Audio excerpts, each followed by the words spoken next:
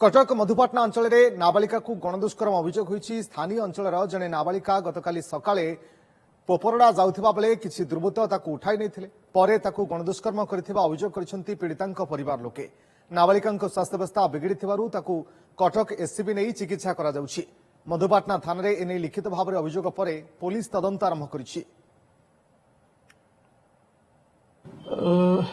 आमे जने गोटे अभियोग आधार रे